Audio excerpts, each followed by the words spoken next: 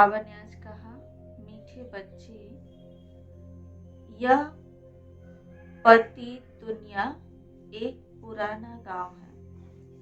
यह तुम्हारे रहने लायक नहीं। तुम्हें अब नई पावन दुनिया में चलना है। प्रश्न है, बाप अपने बच्चों को उन्नति की कौन सी एक युक्ति बताते हैं? बाप अपने बच्चों को उन्नति की कौन सी एक युक्ति बताते हैं? उत्तर है, बच्चे, तुम आज्ञाकारी बन बाप दादा की मत पर चलते रहो। बाप दादा दोनों इकट्ठे हैं, इसलिए अगर इनके कहने से कुछ नुकसान भी हुआ तो भी रिस्पॉन्सिबल बाप है, सब ठीक कर देगा। तुम अपनी मत नहीं चलाओ, शिव बाबा की मत समझकर चलते रहो तो बहुत उन्नति होगी। ओम शांति। पहली मुख्य बात, रूहानी बच्चों को रूहानी बाप समझाते हैं कि अपने को आत्मा निश्चय कर बैठो और बाप को याद करो तो तुम्हारे सब दुख दूर हो जाएंगे। वो लोग आशीर्वाद करते हैं ना, यह बाप भी कहते हैं, बच्चों तुम्हारे सब दुख दूर हो जाएंगे। सिर्फ अपने को आत्मा समझ बाप को याद करो। यह तो अति सहज है। यह है भारत का प्राचीन सहज राजयोग।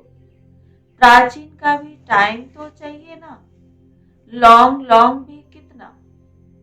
बाप समझाते हैं, पूरे 5000 वर्ष पहले यह राजयोग सिखाया था। यह बाप बिगर कोई समझा नहीं सकते और बच्चों बिगर कोई समझ ना सके। गायन भी है, आत्माएं बच्चे और परमात्मा बाप अलग रहे बहुकाल। बाप ही कहते हैं, तुम सीढ़ी उतरते उतरते पतित बन पड़े हो।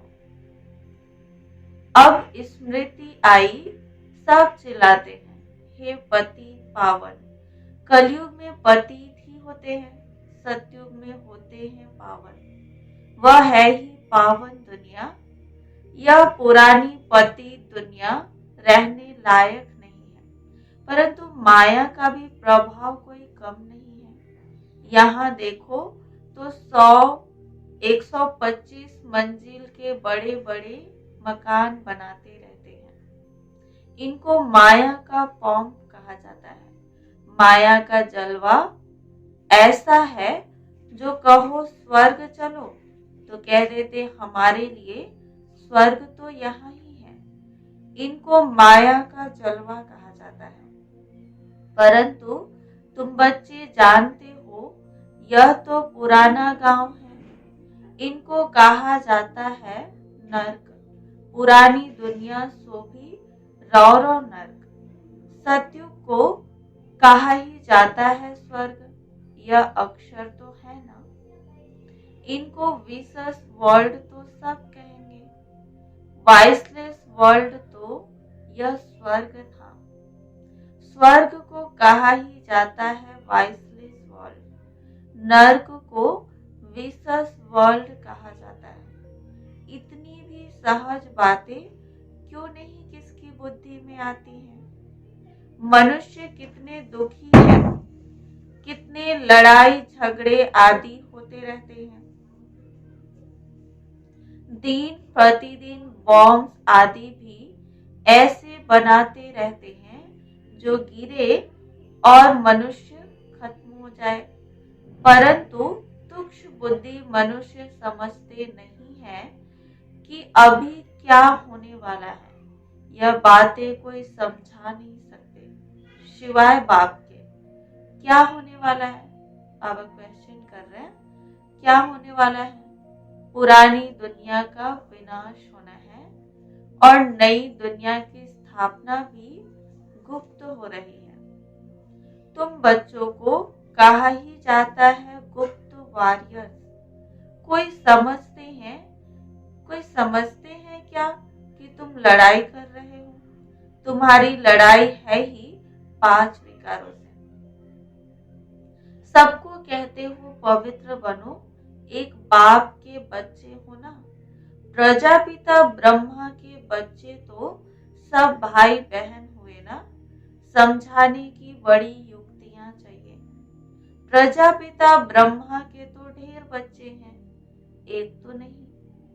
नाम ही है प्रजापिता। लौकिक बाप को कभी प्रजापिता नहीं कहेंगे। प्रजापिता ब्रह्मा है तो उनके सब बच्चे आपस में भाई बहन ब्रह्मा कुमार कुमारियां ठहरे ना।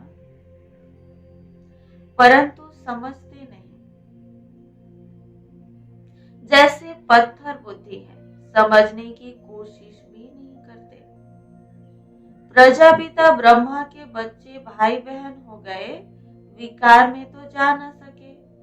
तुम्हारे बोर्ड पर भी प्रजापिता अक्षर बहुत जरूरी है। यह अक्षर तो जरूर डालना चाहिए। सिर्फ ब्रह्मा लिखने से इतना जोरदार नहीं होता है, तो बोर्ड में भी करेक्ट अक्षर लिख सुधारना पड़े। यह है बहुत जरूरी अक्षर। ब्रह्मा नाम तो फीमेल का भी है। बाबा क्या कह रहे हैं? ब्रह्मा नाम तो फीमेल का भी है। नाम ही छूट गए हैं तो मेल का नाम फीमेल पर रख देते हैं। इतने नाम लाए कहां से? है तो सब ड्रामा प्लान अनुसार। बाप का वफादार आज्ञाकारी बनना कोई मासी का घर नहीं है। बाप और दादा दोनों इकट्ठे हैं ना।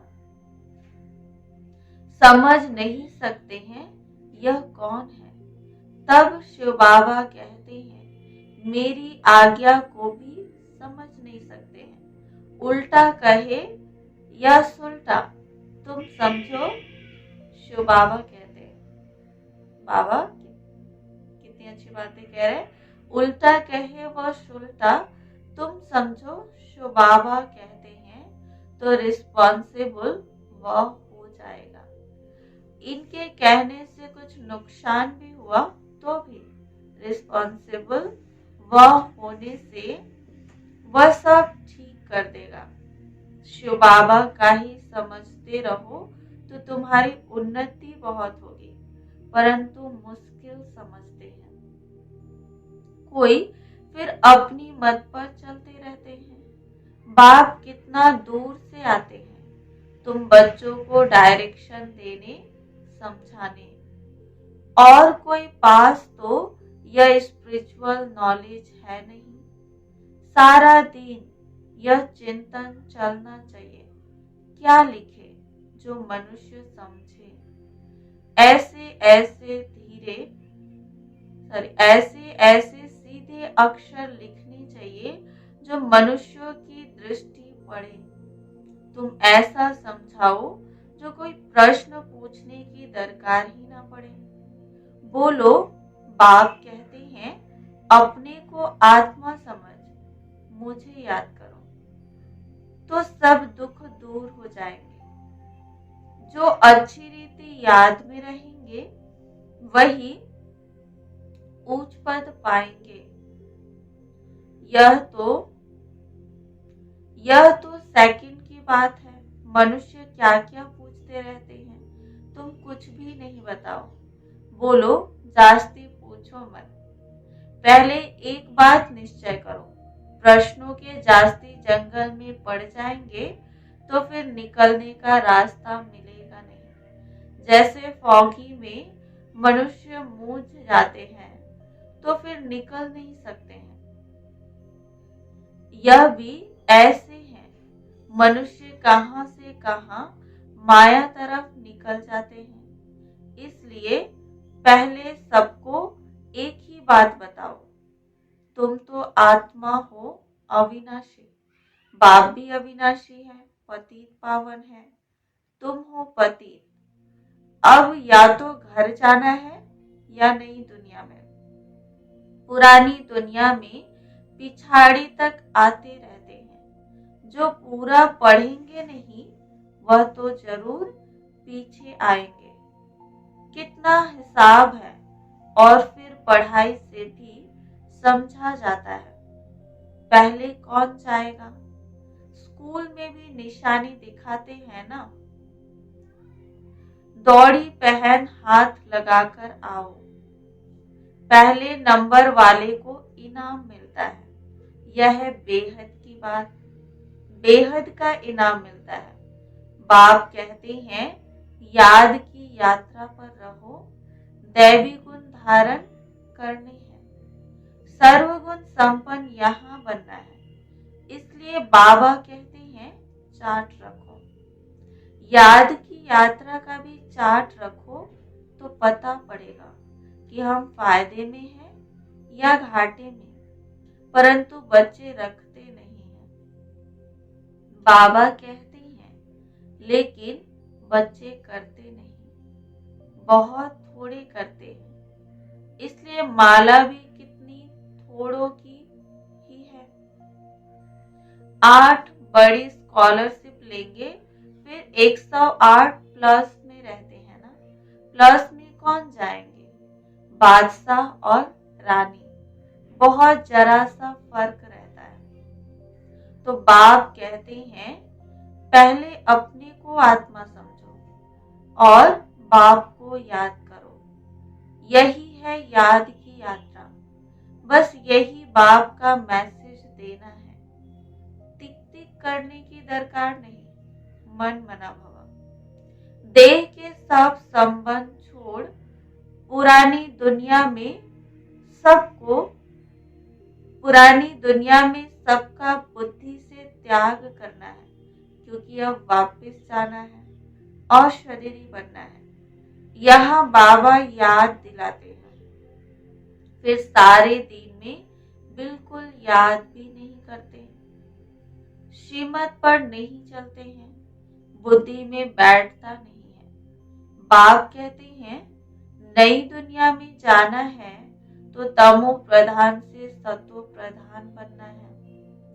बाबा ने हमको राज्य भाग्य दिया, हमने फिर ऐसे गवाया 84 जन्म लिए। लाखों वर्ष की बात नहीं। बहुत बच्चे अल्फ को न जानने कारण फिर बहुत प्रश्न पूछते रहते हैं। बाप कहते हैं पहले मामिकम याद करो तो पाप कट जाए और दैवी गुण धारण करो तो देवता बन जाएंगे। और कुछ पूछने की दरकार नहीं। अल्फ न समझ बेते की टिक टिक करने से खुद भी मूंझ जाते हैं, फिर तंग हो पड़ते हैं। बाप कहते हैं पहले अल्फ को जानने से सब कुछ जान जाएंगे। मेरे द्वारा मेरे को जानने से तुम सब कुछ जान जाएंगे। बाकी जानने का कुछ रहेगा नहीं। इसलिए 7 रोज रखे जाते हैं। 7 रोज में बहुत समझ सकते हैं, परंतु नंबरवार समझने वाले होते हैं। कोई तो कुछ भी समझते नहीं। वह क्या राजा रानी बनेंगे? एक के ऊपर राजाई करेंगे क्या? बाबा ने क्या कहा कि कोई तो कुछ भी समझते नहीं, वह क्या राजा रानी बनेंगे? एक के ऊपर राज्य करेंगे क्या? हर एक को अपनी प्रजा बनानी है। टाइम बहुत वेस्ट करते हैं। बाप तो कहते हैं बेचारे हैं। भले कितने भी बड़े बड़े मर्तबे वाले हैं, परंतु बाप जानते हैं यह तो सब कुछ मिट्टी में मिल जाना है। बाकी थोड़ा समय है। विनाश काले विपरीत बुद्धि वालों का तो विनाश होना है। हम आत्माओं की प्रीत बुद्धि कितनी है वह तो समझ सकते हैं। कोई कहते हैं 1-2 घंटे याद रहती है, क्या लौकिक बाप से तुम 1-2 घंटा प्रीत रखते हो? सारा दिन बाबा बाबा करते रहते हो। यहाँ भल बाबा बाबा कहते हैं, परंतु परंतु हड्डी प्रीत थोड़े ही है। बार बार कहते हैं शिव बाबा को याद करते रहो। सच सच याद करना है, चालाकी चल न सके। बहुत है जो कहते हैं हम तो शिव बाबा को बहुत याद करते हैं, फिर वह तो उड़ने लग पड़े। बाबा बस हम तो जाते हैं सर्विस पर, बहुतों का कल्याण करने। जितना बहुतों को पैगाम देंगे उतना याद में रहेंगे। बहुत बच्चियां कहती हैं बंधन है। अरे बंधन तो सारी दुनिया को है। बंधन को युक्ति से काटना है। युक्तियां बहुत है। समझो कल मर पड़ते हैं, फिर बच्चे कौन संभालेंगे? जरूर कोई ना कोई संभालने वाले निकल पड़ेंगे। अज्ञान काल में तो दूसरी शादी कर लेते हैं। इस समय तो शादी भी मुसीबत है। किसको थोड़ा पैसा देकर बोलो बच्चों को संभालो। तुम्हारा यह मर्जीवा जन्म है ना। जीते जी मर गए, फिर पीछे कौन संभालेगा? तो जरूर नर्स रखनी पड़े। पैसे से क्या नहीं हो सकता है। बंधन मुक्त जरूर बनना है। सर्विस के शौक वाले आपे ही भागेंगे। दुनिया से मर गए ना। यहाँ तो बाप कहते हैं मित्र संबंधियों आदि का भी उद्धार करो। सबको पैगाम देना है मन मना भव का, तो तमो प्रधान से सतो प्रधान बन जाए।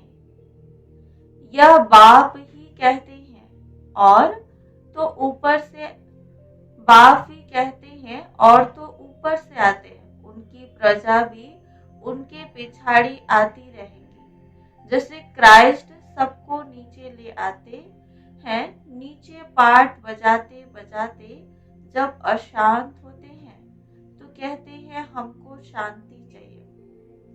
बैठे तो थे शांति में, फिर प्रिसेप्टर पिछाड़ी आना पड़ता है। फिर कहते हैं हे पतित पावन आओ। कैसा खेल बना हुआ है। वह अंत में आकर लक्ष्य लेंगे। बच्चों ने साक्षात्कार किया हुआ है। मन मना भव का लक्ष्य आकर लेंगे।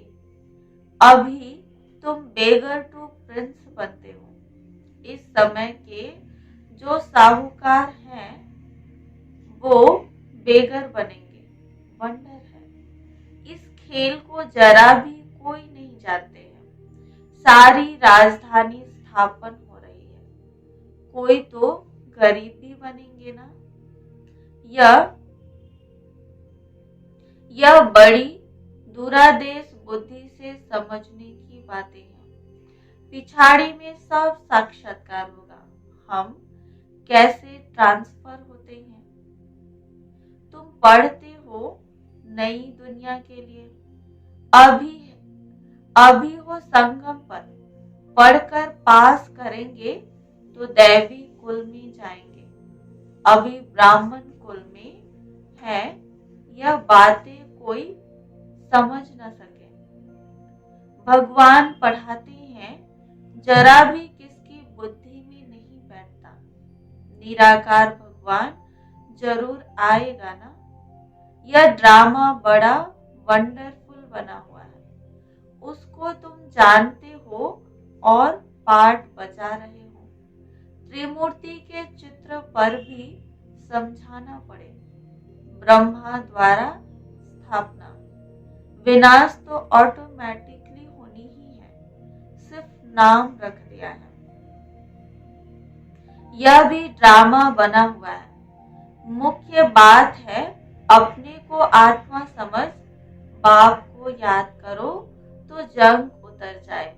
स्कूल में जितना अच्छी रीति पढ़ेंगे, बड़ी आमदनी होगी। तुमको 21 जन्म के लिए हेल्थ वेल्थ मिलती है, कम बात है क्या? यहाँ भल वेल्थ है परंतु टाइम नहीं है जो पुत्र पौत्रे खा सके। बाप ने सब कुछ इस सेवा में लगा दिया तो कितना जमा हो गया? सबका थोड़े ही जमा होता है। इतने लखपति हैं, पैसा काम आएगा नहीं। बाप लेंगे ही नहीं जो फिर देना पड़े। अच्छा, मीठे मीठे सिकिलदे बच्चों प्रति माता पिता बाप दादा का याद प्यार और गुड मॉर्निंग। रूहानी बाप के रूहानी बच्चों को नमस्ते। हम रूहानी बच्चों की रूहानी बाप दादा को याद प्यार गुड मॉर्निंग और नमस्ते नमस्ते नमस्ते। धारणा के लिए मुख्य सार है। पहला पॉइंट है, बंधन काटने की युक्ति रचनी है, जिगरी बाप से प्रीत रखनी है, बाप का सबको पैगाम दे, सबका कल्याण करना है। दूसरा पॉइंट है, दूरादेशी बुद्धि से इस बेहद के खेल को समझना है। बेगर टू प्रिंस बनने की पढ़ाई पर पूरा ध्यान देना है। याद का सच्चा सच्चा चार्ट रखना है। वरदान है आज का, सत्यता के आधार पर एक बाप को प्रत्यक्ष करने वाले निर्भय ऑथोरिटी स्वरूप भव। सत्यता के आधार पर एक बाप को प्रत्यक्ष करने वाले निर्भय ऑथोरिटी स्वरूप भव। डिटेल है, सत्यता ही प्रत्यक्षता का आधार है। बाप को प्रत्यक्ष करने के लिए निर्भय और ऑथोरिटी स्वरूप बनकर बोलो, संकोच से नहीं। जब अनेक मत वाले सिर्फ एक बात को मान लेंगे कि हम सबका बाप एक है और वही अब कार्य कर रहे हैं, हम सब एक की संतान एक है और यह एक ही यथार्थ है, तो विजय का झंडा लहरा जाएगा। इसी संकल्प से मुक्ति धाम जाएंगे और फिर जब अपना अपना पाठ बजाने आएंगे तो पहले यही संस्कार इमर्ज होंगे कि गॉड इज वन। यही गोल्डन एज की स्मृति है। स्लोगन है, सहन करना ही स्वयं के शक्ति रूप को प्रत्यक्ष करना है। सहन करना ही स्वयं के शक्ति